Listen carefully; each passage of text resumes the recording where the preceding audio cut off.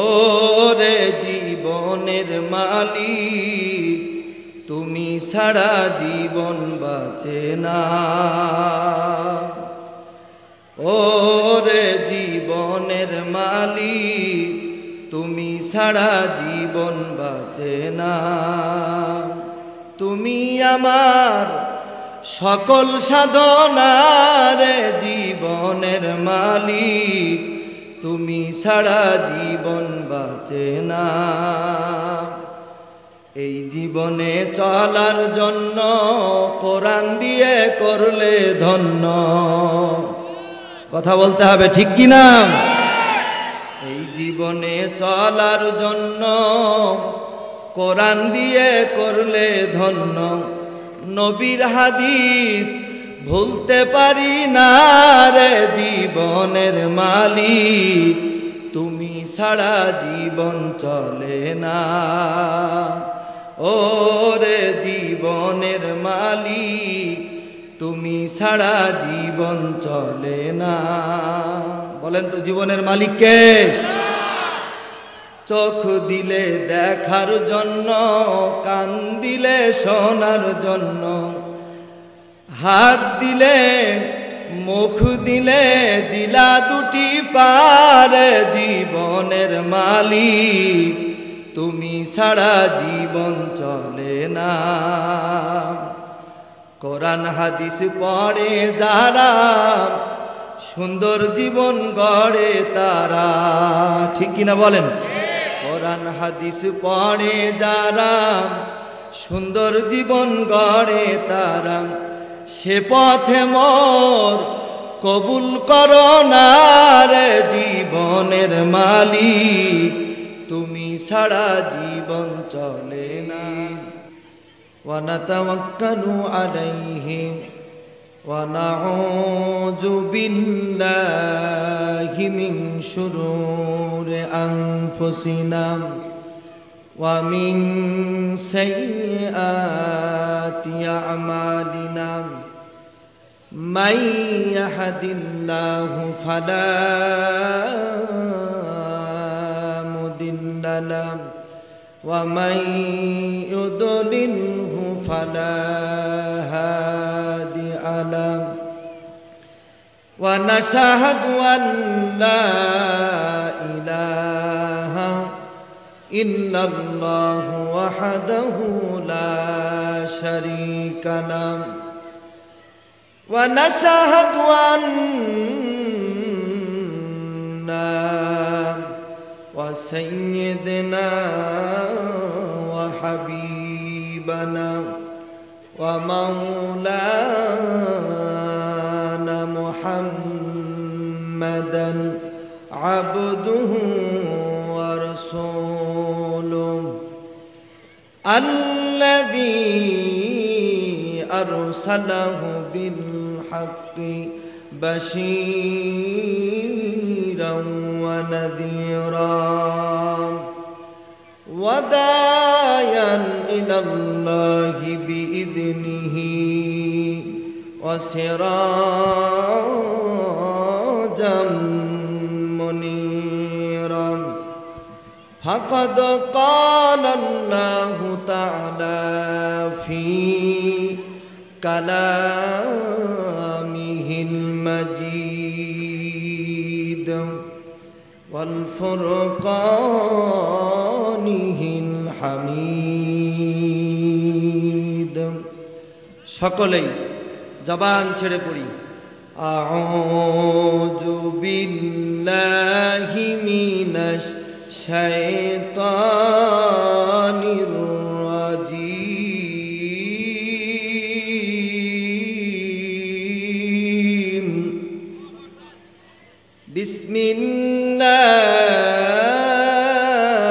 বিসমিল্লাহির রাহমানির রাহিম।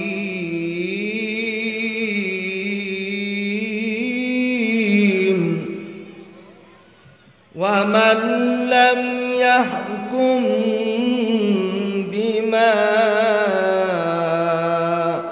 আনজালাল্লাহ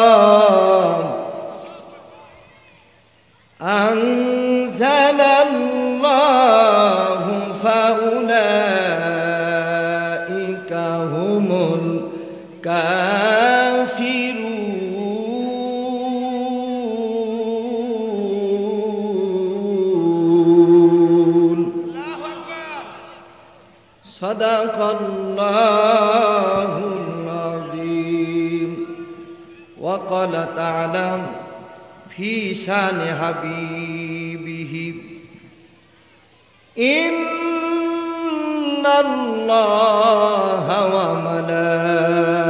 وملائكته يصلون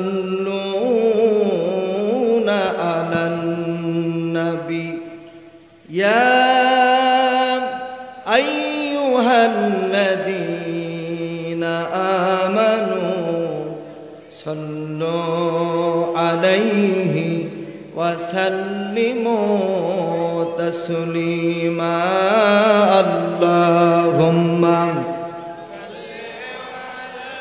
سيدنا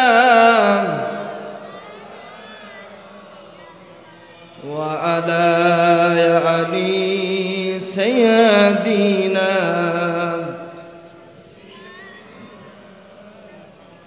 بلغ العلا بكماله كشف الدجى حسنت جميع خصاله صلوا আরবের বুকে মক্কার উপর যেথায় মা আমিনার ঘর খোদার করুণা কাউসার হয়ে ঝরছে বারংবার বালাগানোলা কাশাফাত দুজা হাসনাত জামিউ খিসালিহি সান্নু আলহামদুলিল্লাহ আলহামদুলিল্লাহ ওয়া কাফা ওয়া সালামু আলা ইবাদিল্লাহিল মুস্তাফা আম্মা বাদ মুআজ্জাজ মুহতারাম বাংলাদেশের ঐতিহ্যবাহী জেলা কুষ্টিয়া জেলার সদর উপজেলার অধীন যুগিয়াম ভাটাপাড়া জামে মসজিদ কমিটি অত্র এলাকার সার্বিক সহযোগিতায় আয়োজিত 2 দিন ব্যাপী তাফসিরুল কোরআন মাহফিল আজ প্রথম দিনের সম্মানিত সুযোগ্য সভাপতি সাহেব জনাব আবুল বাশার আমরা দোয়া করি আল্লাহ তাআলা আজকের মাহফিলের সম্মানিত সভাপতি সাহেবকে নেক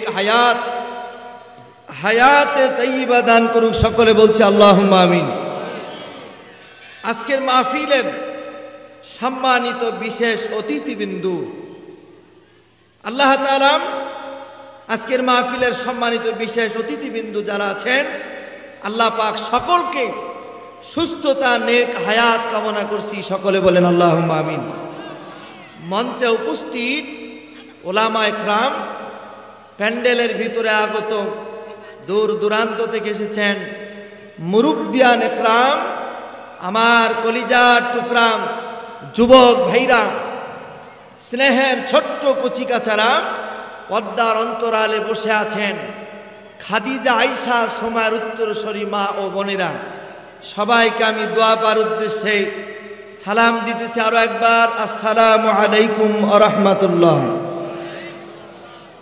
আসুন আমরা আল্লাহ তাআলার দরবারে শুকরিয়া আদায় করছি যে আল্লাহ পাক কোরআন শোনার জন্য উন্মুক্ত পরিবেশ করে দিয়েছেন কথা বলেন ঠিক কি না এখন আর মাহফিলের পারমিশন লাগে না এইরকম একটা মাহফিল বাস্তবায়ন করার জন্য এলাকার মেম্বার থেকে শুরু করে প্রশাসনিক প্রত্যেকটা জায়গায় ঘোরার পরেও মাহফিল বাস্তবায়ন শেষ লক্ষ্যে এসে প্যান্ডেল হয়েছে পোস্টার হয়েছে এরপরেও মাহফিল বন্ধ করে দিয়েছে এরকম দৃশ্য আমরা দেখেছি কি বলেন ঠিক কিনা বলেন তো যে আল্লাহ পাক কোরআনুল কারীম শোনার জন্য এই পরিবেশ আমাদেরকে করে দিলেন সে আল্লাহ তাআলার দরবারে জবান ছেড়ে শুকরিয়া আদায় করছি পড়ছি আলহামদুলিল্লাহ আল্লাহ শুকরিয়া আদায় করলে আল্লাহ খুশি হয় না বেজার হয় কম না বেশি চিকিৎসা বিজ্ঞানী রুশদি তিনি বলছেন কোন মানুষ যদি আল্লাহর নাম তার জেহেনের সমস্ত শক্তি দেয়া নাই, আল্লাহ পাক তাকে 40টা রোগ থেকে বাঁচায় দেয়। কয়টা? এই জন্য জবান ছেড়ে একবার বলুন তো আলহামদুলিল্লাহ। লক্ষ কোটি দরুদ ও সালাম সাইয়্যিদুল মুরসালিন আশরাফুল আম্বিয়া তাজেদারে মদিনা হাবিবে কিবরিয়া যে নবীজির চেহারার দিকে তাকালে ক্ষুধার্ত মানুষের ক্ষুধা নিবারণ হয়ে যেত। সুবহানাল্লাহ বলেন। আমার নবীজির এত সুন্দর চেহারা, যেই চেহারার আলো দিয়া হযরতে আয়েশা সিদ্দিকা কাঁথা সেলাই করতেন। সুবহানাল্লাহ বলেন। আমার ভাইরা, হযরতে আয়েশা সিদ্দিকা রাদিয়াল্লাহু তাআলা আনহা নবীজিকে একদিন গোসল করাচ্ছেন। গোসল, কথা কি শুনছেন আমার ভাইরা? তো গোসল করানোর সময় শরীরের ভিতরে হযরতে আয়েশা দেখতেছেন ছোট ছোট দাগ দেখা যায়। নবীজির চেহারার এই দাগ দেখে হযরতে আয়েশা সিদ্দিকা রাদিয়াল্লাহু তাআলা আনহা বলছে, ইয়া রাসূলুল্লাহ, আপনার কি ছোট্টকালে আপনার শরীরে অথবা কোনো সময় কি গায়ের ভিতরে কি কোনো বসন্ত হয়েছিল যে আপনার শরীরে এত কালো কালো দাগ? এই কথা শোনার পরে নবীজির চোখের ভিতরে পানি চলে এসেছে। কথা কি শুনছেন আমার? নবীজির চোখের পানি দেখে হযরতে আয়েশা সিদ্দিকা রাদিয়াল্লাহু তাআলা বড় আশ্চর্য হলেন। রাসূলের চোখে পানি। কানের সাউন্ড একটু কমাতে হবে, কানের সাউন্ড একটু বেশি হয়ে গেছে। সম্মানিত ভাইরা আমার, হযরতে আয়েশা সিদ্দিকা আশ্চর্য হলেন যে রাসূলের চোখে পানি। হযরত আয়েশা প্রশ্ন করলেন, ইয়া রাসূলুল্লাহ, আপনার চোখে পানি কেন? ও আয়েশা, আমার চোখে যে পানি দেখতেছো এই পানির কারণ হলো আয়েশা, আমি যখন তায়েফের মানুষগুলিকে যখন দাওয়াত দিতে গেলাম, তায়েফের মানুষগুলি আমাকে পাথর মারল। পাথর মারতে মারতে আমার শরীরটাকে ক্ষত বিক্ষত করলো রে আয়েশা। মারতে মারতে আমাকে অজ্ঞান করে ফেলেছে। এরপরে আবার যখন হুঁশ ফিরেছে, জ্ঞান ফিরেছে, আমাকে আবার মেরেছে রে আয়েশা। আমার শরীরে যেই দাগ দেখতেছো আয়েশা, এই দাগ কোনো ঘা বা বসন্তের দাগ নয়। এই দাগ হলো তায়েফের মানুষ যে পাথর মেরেছিল, ওই পাথর মারার দাগ। আমার ভাইরা, এই পাথর মারার জাতেরা ছিল কি ছিল না? জোরে বলতে হবে, ছিল কি ছিল না? সম্মানিত ভাইরা আমার, ওই সময়ে আমার নবীজির শরীরের ভিতরে যারা পাথর মেরেছে তাদের উত্তর শরীরা যারা ছিল, আল্লামা সাইদি সহ এই দেশের আলেমদের নামে হামলা মামলা দিয়া জেল খাটাইছে। জোরে বলেন ঠিক কিনা? আমার ভাইরা, সে নবীজির প্রতি আমাদের পক্ষ থেকে দরদ ভরা সালাম সকলেই পড়ছি সাল্লাল্লাহু আলাইহি সাল্লাম। সম্মানিত ভাইরা, আমি ভূমিকায় খুব বেশি কথা নেব না, ছোট্ট একটি আয়াত তেলাওয়াত করেছি, সেই আয়াতের আঙ্গি কথা বলার চেষ্টা করব ইনশাআল্লাহ। এখানে অনেক আলেম ওলামা আছেন, অনেক জ্ঞানীগুণী আছেন, যাদের সামনে কথা বলার মতো যোগ্যতা আমি নগণ্য গোলাম রাখি না। তবে আমি জানি যে এই মজলিসে আলেমরা থাকে, এই আলেমদের কারণে মজলিসের ভিতরে আল্লাহ পাক বরকত ঢেলে দেয়। এই জন্য তাদের বরকতে, তাদের দোয়ার উসিলায় কিছু কথা বলবো ইনশাআল্লাহ। এক সময় আলেমদের দেখলেই মানুষ নাক ছিটকায়েছে, কথা বলেন ঠিক কিনা? আলেমদেরকে বলেছে মৌলবাদ, আলেমদেরকে বলেছে জঙ্গিবাদ। আর আমরা বলি তোমরা মৌলবাদী জঙ্গিবাদী, তোরা মৌলবাদী জঙ্গিবাদী যতই বলো আমাদেরকে, আমরা কিন্তু রাগ করি না, ধরবে আল্লাহ তোদেরকে। আমরা তো মৌলবাদী কারণ আমরা মূলে আছি, কথা বলেন ঠিক কিনা? এই দেশের বিজ্ঞানী বলি আমরা, তিনি বলেছিলেন তোমরা আমাদেরকে মৌলবাদ বলো, আমরা মৌলবাদ শব্দটি মূল থেকে এসেছে। আর আমরা আছি মূলে। এই মূলে থেকে যখন 12 কোটি মানুষ, মানে ওই সময়ের কথা, কোরআনের পাখি মরহুম শহীদ আল্লামা দেলোয়ার হোসেন সাইদি সাহেব বলছিলেন যে আমরা মূলে থেকে এই 12 কোটি মানুষ যেই দিন ঝাঁকা মারব, ঝাঁকি দিয়ে দিব, এই ঝাঁকির ঠেলায় তুমি মামু বাড়ি দিল্লি যাই পড়বা। তো মামু বাড়ি দিল্লি গিয়েছে, কথা বলেন ঠিক কিনা, জোরে বলতে হবে। সম্মানিত ভাইরা আমার ভাইরা, তার কথাটা একেবারেই বাস্তবে ফলে গেছে, কথা বলেন ঠিক কিনা বলেন। আমরা এই জন্য আমরা কোরআন থেকে কোরআনের আঙ্গিকে কথা শুনব। কোরআনের আঙ্গিকে যদি কারোর বিরুদ্ধে কথা চলে যায়, আমাদের কিচ্ছু করার নাই, ঠিক কিনা? এই পৃথিবীর শ্রেষ্ঠ কিতাবের নাম কি? কোরআন। সব থেকে শ্রেষ্ঠ কিতাব। আসমানের নিচে জমিনের উপরে সব থেকে দামি কিতাব, দামি রাজনীতির কিতাব হলো কোরআন। এই দেশে কিছু মানুষ বলে হুজুররা এরকম রাজনীতির কথা বলেন। ওমিয়া, এই পৃথিবীতে যদি শ্রেষ্ঠ রাজনীতির গ্রন্থ থাকে তাহলে মহাগ্রন্থ আল কোরআন, ধরে বলেন ঠিক কিনা? আমরা কোরআনের সাথে থাকতে চাই কি চাই না? আমরা বহু কিছু দেখেছি, এখন আমরা কোরআনের সাথে থাকতে চাই। দেখেন, আমি অনেক জায়গায় উদাহরণটা দিই। আজকের এই মাহফিলকে কেন্দ্র করে এই জায়গায় রড লাইট দেওয়া হয়েছে, রাস্তার ভিতরে রড লাইট দেওয়া হয়েছে। আপনারা বলেন তো, এই রড লাইটের আলোতে সূর্যের আলো যেভাবে আলো দেয়, সেইভাবে কি আলোকিত করা সম্ভব হয়েছে? জোরে বলেন, হয়েছে? হয় নাই। কেন হয় নাই? এটা মানুষের তৈরি করা কৃত্রিম আলো, ঠিক কিনা বলেন?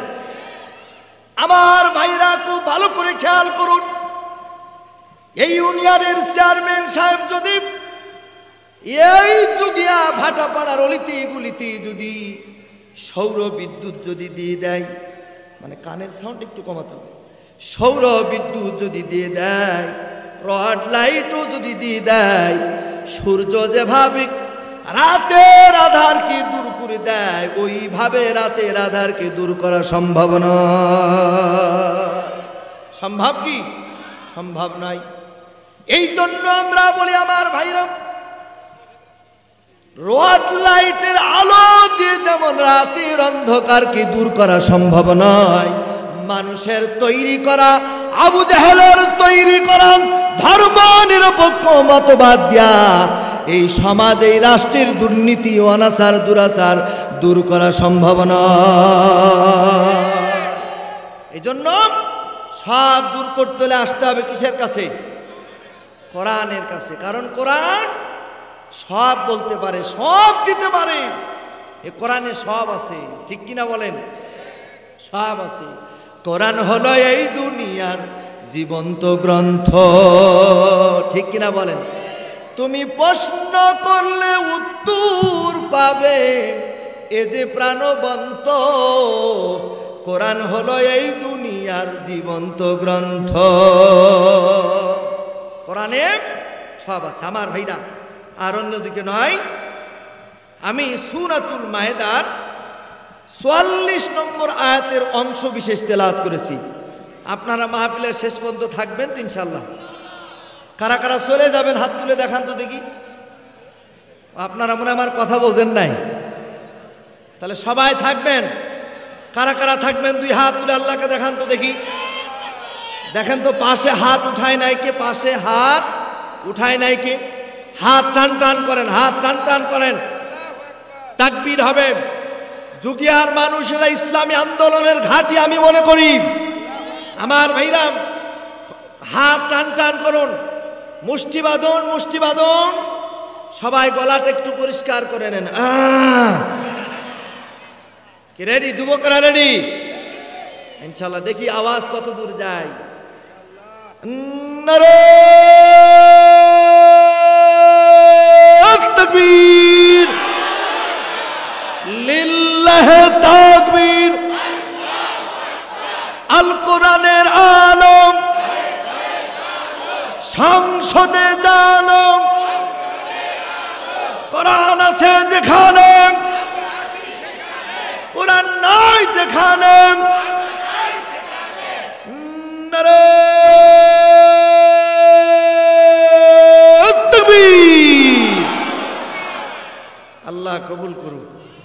প্রথমে তাকবীর দিয়ে নিলাম, আইন ও কানুন দিয়ে বিচার করে না, তারা কি কাফের। এবার বলেন তো, এই বাংলাদেশে কি আল্লাহর দেওয়া বিধান দিয়ে বিচার হয়? জোরে বলেন, হয়? হয় না। এই জন্য আমার ভাইরা, আমরা তথাকথিত মানুষের তৈরি করা মতবাদ, আবু জাহেলের তৈরি করা মতবাদের মুখে ঝাঁটা মেরে কোরআনের মতবাদ মদিনা সনদে ইসলাম প্রতিষ্ঠা করতে চাই। কারা কারা দুই হাত তুলে আমার আল্লাহকে একবার দেখায় দিই। আমার আল্লাহ কবুল করুক, বলেন আমিন। এই জন্য আল্লাহর আইন যদি এই সমাজে প্রতিষ্ঠিত হয়ে যায়, এই দেশটা একটা মিনি জান্নাতে পরিণত হয়ে যাবে। এই জন্য আল্লাহ বললেন, আল্লাহর আইন দিয়ে যারা বিচার করে না তারা কাফের। তাহলে আমরা কি ওই কাফেরের দলে থাকতে চাই? আমরা কোন দলে থাকতে চাই? আল্লাহর দলে। কার দল? আল্লাহর দল। সম্মানিত ভাইরা আমার, এই দুনিয়ায় যারা ন্যায় বিচার করবেন, আল্লাহ পাক কিয়ামতের দিন তারা আরশের নিচে ছায়া দিবে। সুবহানাল্লাহ বলেন। 7 শ্রেণীর মানুষ কাল কিয়ামতের ময়দানে আল্লাহর আরশের নিচে ছায়া পাবে। সুবহানাল্লাহ। আমার কথা কি বুঝতে কষ্ট হচ্ছে আপনাদের? আমার ভাইয়ের একটু মনোযোগ লাগান। কোরআনের মাহফিলে যখন বসবেন, দুনিয়ার সব কিছু ঝেড়ে ফেলে দিবেন। কারণ এই মজলিসে যখন বসেন, আল্লাহ পাক আপনার ঈমানটাকে বাড়ায় দেয়। আল্লাহ রাব্বুল আলামিন কোরআনুল কারীমের ভিতরে বলেছেন, ইন্নামাল মুমিনুনা আল্লাযীনা ইযা যুকিরাল্লাহ ওয়াজিলাত কুলুবুহুম ওয়া ইযা তুলিয়াত আলাইহিম আয়াতুহু যাদাতুহুম ঈমানা ওয়া আলা রাব্বিহিম ইয়াতাওয়াক্কালুন।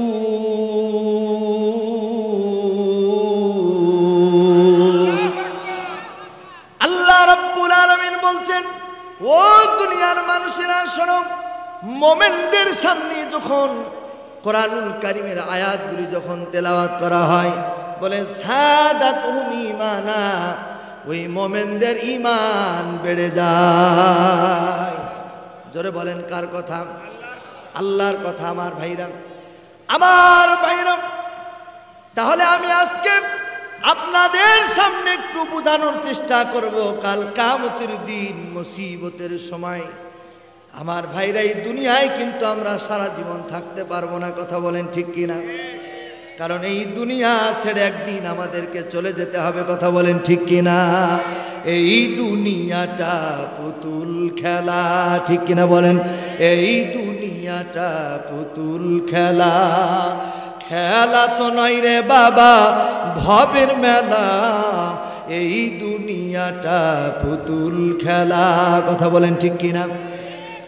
আমার ভাইরা, এই দুনিয়ায় আমরা চিরস্থায়ীভাবে থাকতে পারবো না। এই জন্য আখিরাতের কামাই করা দরকার আছে না নাই?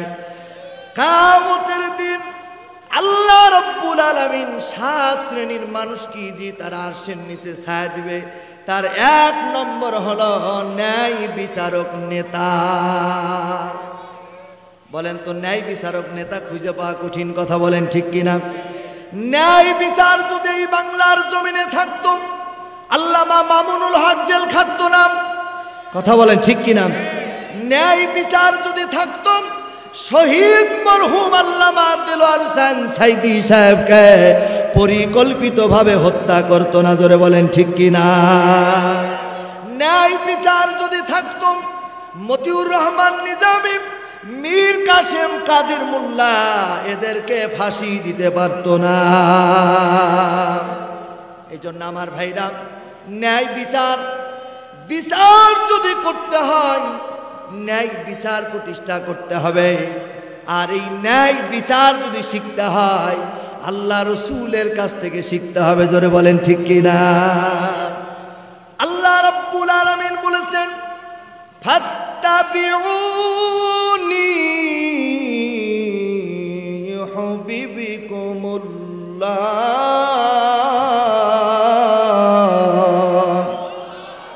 ওয়া ইয়াগফির লাকুম যুনুবাকুম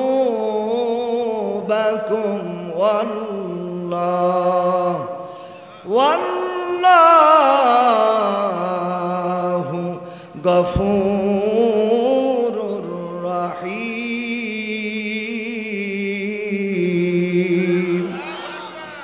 আমার ভাইরা, ন্যায় বিচার যদি এই বাংলার জমিনে যদি প্রতিষ্ঠিত করতে হয়, ন্যায় বিচার শিখতে হবে রসুলের কাছ থেকে, খলিফাদের কাছ থেকে। জোরে বলেন ঠিক কিনা?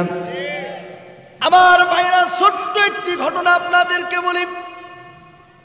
আমার নবীজির দরবারে একজন জেনাকারিনী মহিলা, কথা শুনতেছেন আমার, জেনাকারিনী মহিলা এসে বলতেছে, ইয়া রাসূলুল্লাহ, আমি জেনা করেছি। আমার নবীজি বুঝতে পারলেন এই মেয়েটার গর্ভের ভিতরে সন্তান আছে, সন্তান।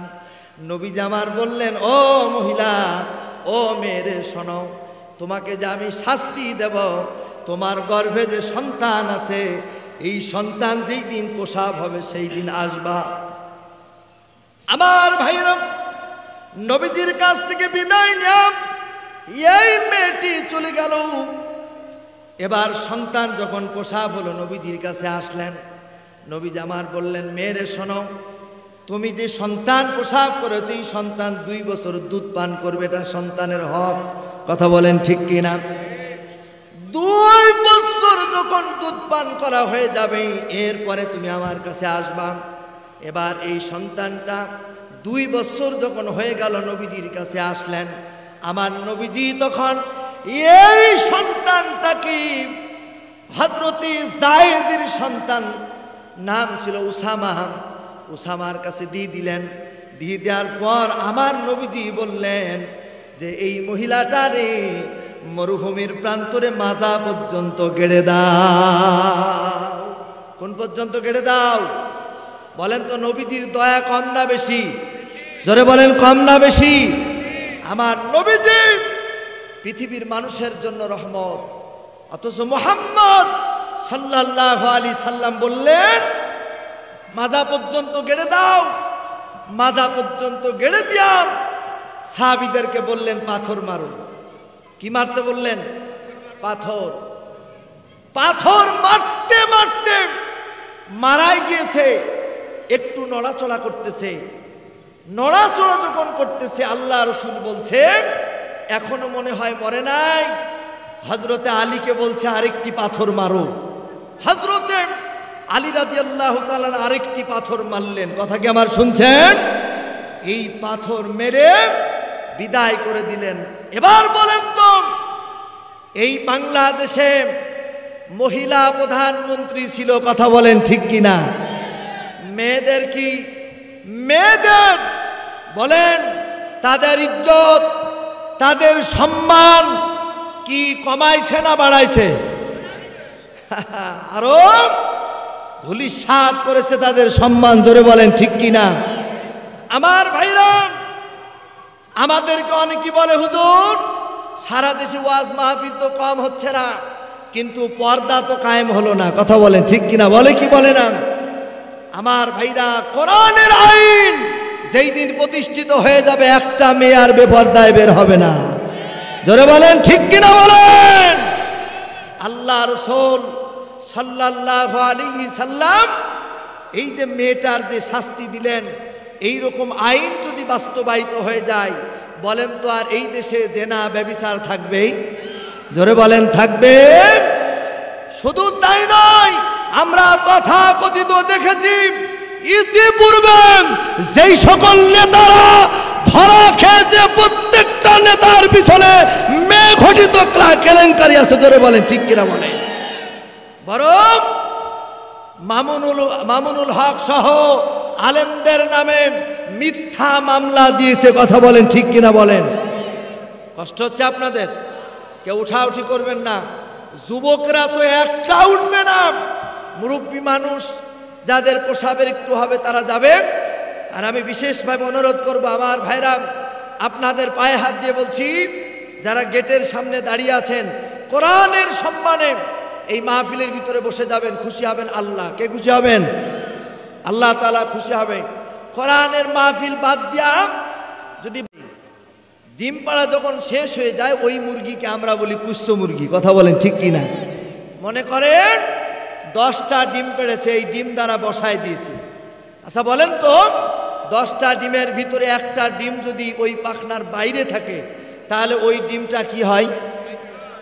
কাইজে। আমাদের দৌলতপুরের ভাষায় বলে ঘোলা ডিম, ঠিক কিনা বলেন?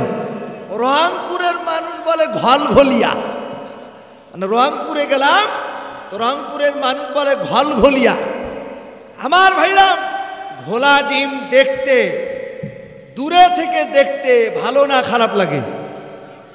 না না, দেখবেন ঘোলা ডিম আর ভালো ডিমের ভিতরে কোনো পার্থক্য নাই যদি দুইটা রেখে দেন। কথা বলেন ঠিক কিনা? এই কথা বলার উদাহরণ হলো, এই মাহফিল শেষ করে কিছু মানুষ বাড়ি যাবে, আবার কিছু মানুষ আছে মাহফিলের মেলা দেখে বাড়ি যাবে। দুইজনের মাথায় টুপি থাকবে, কিন্তু এক শ্রেণীর মানুষ ভালো ডিম, আর এক শ্রেণীর মানুষ কি ডিম। কারণ কি? ওরা দেখতে, কিন্তু এবার বাড়িতে যাবে, বাড়িতে ওর মা মনে করবে যে আমার ছেলে ওয়াজ শুনেই আসলো। ঠিক কিনা বলেন? কিন্তু মা যখন প্রশ্ন করবি, বাবা তুমি যে ওয়াজ শুনতে গেলে, বলো তো দেখি বাবা তুমি কি ওয়াজ শুনে আসলে বলো। কারণ দেখবেন তখন ওই সন্তান আর কিছুই বলতে পারবে না। ঠিক কিনা বলেন? কিন্তু ঘোলা ডিম যখন ভেঙে ফেলে তখন দুর্গন্ধ বের হয়। দুর্গন্ধ বের হয় না? দুর্গন্ধ। আমার ভাইরা, এই দেশে ন্যায় বিচার প্রতিষ্ঠা করা দরকার আছে না না? আমার ভাইরা, খুব ভালোভাবে খেয়াল করুন।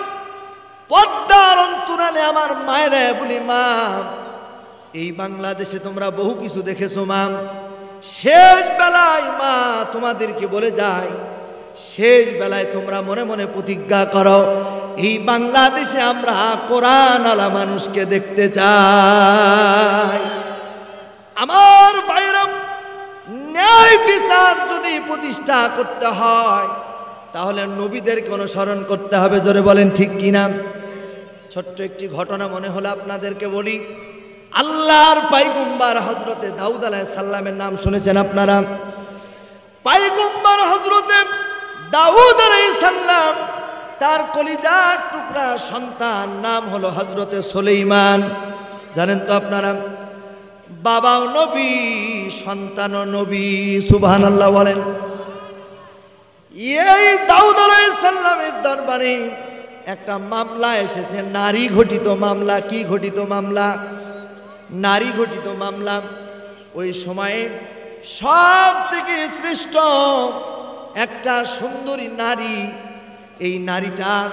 এই নারীটাকে ওই এলাকার 3 জন কাজী, মানে বিচারক ছিল। বিচারক বোঝেন তো কথা? 3 জন কাজী, এই বিচারকরা এই নারীটাকে বিবাহর প্রস্তাব দেয়। কিন্তু এই মেয়েটা কারুর বিবাহতে রাজি হয় না। রাজি না হওয়ার কারণে দাউদ আলাইহিস সালামের দরবারে মিথ্যা মামলা করে। কি মামলা? জোরে বলেন কি মামলা? এই বাংলাদেশে আমরা লক্ষ্য করে দেখেছি, মিথ্যা মামলা দিয়া জরাজন্নিত করেছিল। কথা বলেন ঠিক কিনা? মিথ্যা মামলা। সাইদি সাহেবের নামে ধর্ষণের মামলা। নাউজুবিল্লাহ, নাউজুবিল্লাহ। জোরে বলেন, ভালো করে বোঝেন। দাউদ আলাইহিস সালামের দরবারে যখন এই বিচার দিয়েছে, দাউদ আলাইহিস সালাম এই বিচার কার্য পরিচালনা করতেছেন। পরিচালনা করতে করতে তার কলিজার টুকরা সন্তান হযরতে সুলাইমান আলাইহিস সালাম বলছে, আব্বাজান আপনি যদি মনে না করেন, এই বিচারের দায়িত্বটা আমার হাতে তুলে দেন। সন্তানও নবী, বাবাও নবী। সুবহানাল্লাহ বলেন। পয়গম্বর হযরতে দাউদ আলাইহিস সালাম বললেন যে ঠিক আছে, তোমার হাতে উঠাই দিলাম। কিন্তু দাউদ আলাইহিস সালাম বিচার যখন উঠায় দিলেন, কারণ সুলাইমান আলাইহিস সালাম বুঝলেন যে এই বিচারটা এই মেয়েটার কোনো দোষ নাই, এটা সব ষড়যন্ত্র। কথা কি শুনছেন আমার? এই ষড়যন্ত্র ছিল কি ছিল না? জোরে বলেন, ছিল কি ছিল না? আমার ভাইরা, আল্লাহর পয়গম্বর হযরতে সুলাইমান এই তিনজনকে দরবারে কাঠগড়ায় হাজির করলেন। হাজির করার পর তাদের কাছ থেকে সব শুনলেন, কি বিবাদ, কি বিষয়, এটা বলো। আল্লাহর পয়গম্বর হযরতে দাউদ আলাইহিস সালামের সন্তান সুলাইমান যখন ওই তিনজন কাজীকে জিজ্ঞাসা করলো, তোমরা কিভাবে মামলা করেছো বলো। প্রথম জন বলছে, এই মেয়েটা যখন ঘুমাতে যায় ওই ঘুমানোর বিছানায় কুকুর নিয়ে ঘুমায়। কুকুর মানে কুত্তা, কথা বোঝেন না? ওই ঘুমানোর বিছানায় ওরা কুকুর নিয়ে ঘুমায়। বলে ঠিক আছে, বুঝলাম। এবার আল্লাহর পয়গম্বর হযরতে সুলাইমান তিনজন মানুষকে তাৎক্ষণিকভাবে সৈন্যবাহিনী ডেকে আলাদা করে ফেললেন, 3 জায়গায় করে ফেললেন। এর নাম হলো হিকমত। কথা বলেন ঠিক কি না? আমার চাচাকে রাগ করেছে নাকি দেখেন তো। ও চাচা, হ্যাঁ আবার আসবে? আচ্ছা, আমার মনে হয় চলেই যাচ্ছে কিনা। তাহলে যখন কুকুরের কথা বলেছে তখন তিনজনকে আলাদা করে ফেলেছে। কথা কি আমার শুনছেন? তিনজন যখন আলাদা করে ফেলছে, পয়গম্বরের মাথার ভিতরে বুদ্ধি এসেছে, তিনজন মানুষের কাছ থেকে শুনবো যে তিনজন মানুষের কথার সাথে এক মিল হয় কিনা। এবার এই তিনজন মানুষকে আলাদা যখন করে ফেললো, এই 3 জন কাজী 3 জন বিচারককে আলাদা করার পর প্রথম একজনকে ডাকার পরে বলছে যে শোনো, তুমি যে মেয়েটার নামে মামলা দিলে, যে মেয়েটা নাকি কুকুর নিয়ে ঘুমায়, তোমার কাছে জানতে চাই, বলো তো দেখি এই মেয়েটা যে কুকুর নিয়ে ঘুমায়, এই কুকুরটার রং কি ছিল তুমি বলো। মানে কুকুরের রং কি ছিল? আল্লাহর পয়গম্বর হযরতে সুলাইমান আলাইহিস সালাম যখন জিজ্ঞাসা করলেন, তিনি বললেন কুকুরের রং ছিল কালো। কি? কালো। এবার পয়গম্বর এই লোকটিকে আলাদা করে ফেললেন, আর একজনকে আনলেন। আনার পরে তাকে জিজ্ঞাসা করলেন, তুমি বলো তো দেখি, যে তুমি যেই কুকুরটা নিয়ে ওই মেয়েটা ঘুমায়, ওই কুকুরের রং কি ছিল? বলে কুকুরটা যদিও কালো ছিল কিন্তু মাঝে মধ্যে সাদা সাদা দাগ। একজনের সাথে আরেকজনের মিলছে? জোরে বলেন, মিলছে? মিলে নাই। আমার ভাইরা, এরপরে যখন তৃতীয় জনকে ডাক দেওয়া হয়, তুমি বলো তো দেখি, তৃতীয় জনকে জিজ্ঞাসা করা হলো যে মেয়েটা কুকুর নিয়ে ঘুমায়, এই যে অপরাধ, এই কুকুরটার রং কি ছিল তুমি বলো। তখন বলছে কুকুরের রং ছিল লাল। কি বলেন? লাল। 3 জন মানুষের সাথে কারোর কথার সাথে কারোর কোনো কথার মিল নাই, আছে নাকি বলেন? মিল নাই। ন্যায় বিচার থাকার কারণে এই মেয়েটা ওই দিন ন্যায় বিচার পেয়েছে। জোরে বলেন ঠিক কি না? এবার পয়গম্বর হযরতে সুলাইমান বাবার কাছে যে বলতেছে, আব্বা জান এই মামলাটা সম্পূর্ণ মিথ্যা। এই যে তারা বলেছে 3 জনের কথার সাথে একজনের কথার সাথে আরেকজনের কোনো মিল নাই। তখন দাউদ আলাইহিস সালাম বললেন, যাও মরুভূমির প্রান্তরে ওদের কি নিজে ওদের মাথা থেকে কল্লাটা আলাদা করে দাও। আজকে আমার দেশেও তাই হয়েছে। মরহুম শহীদ আল্লামা দেলোয়ার হোসেন সাইদি কোথায় দেল্লু আর কোথায় দেলোয়ার, মিথ্যা মামলা দিয়া তাকে পরিকল্পিতভাবে হত্যা করেছে। জোরে বলেন ঠিক কি না? কোথায় দেল্লু আর কোথায় দেলোয়ার হোসেন সাইদি? কোথাকার মামলা কোথায় নিয়েছে? যেই মানুষটা ময়দানে কোরআনের কথা বলবে, যেই বয়সে নাতি নাতনিদের নিয়ে বাসায় থাকবে, সন্তানগুলি একটু খেদমত করবে, এই বয়সে তাকে জেলখানার ভিতরে কষ্ট দিয়েছে, জোরে বলেন ঠিক কিনা। তবে আল্লামা সাইদি 1000 বছর বেঁচে থাকবে, জোরে বলেন ঠিক কিনা। আল্লামা সাইদি তুমি মরনি, শহীদ হয়েছ তুমি এটাই জানি, জোরে বলেন ঠিক কিনা, জোরে বলেন। আল্লামা সাইদি তুমি মরনি, শহীদ হয়েছ তুমি এটাই জানি। এই জন্য আমার ভাইরাম, ন্যায় বিচার যদি থাকে তাহলে মিথ্যা মামলা দিয়া কাউকে হয়রানি করা যাবে